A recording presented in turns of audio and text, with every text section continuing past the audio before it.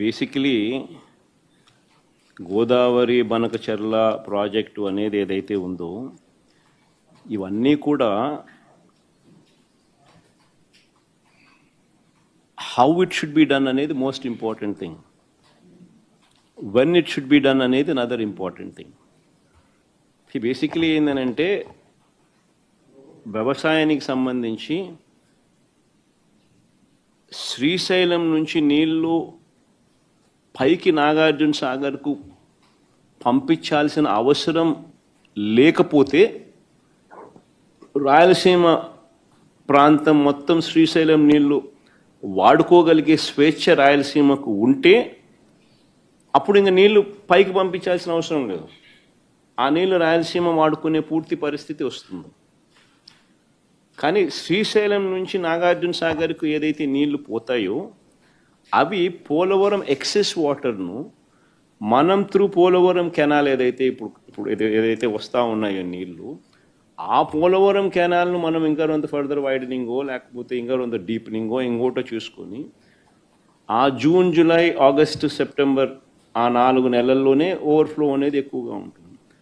ఆ 4 నెలల్లోనే దాదాపుగా 80% of the flow of water అంటే క్యాచ్మెంట్ ఏరియాలో మొత్తం 3000 TMC ఆ రేంజ్లో గన నీళ్ళు గన ఉంటే నువ్వు 3000 TMC స్టోరేజ్ చేసుకోలేవు పోలవరంలో.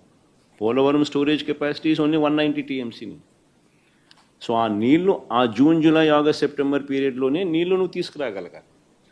సో ఆ పోలవరం కెపాసిటీ ఇంకా కాస్త పెంచి ఆ కుడికాల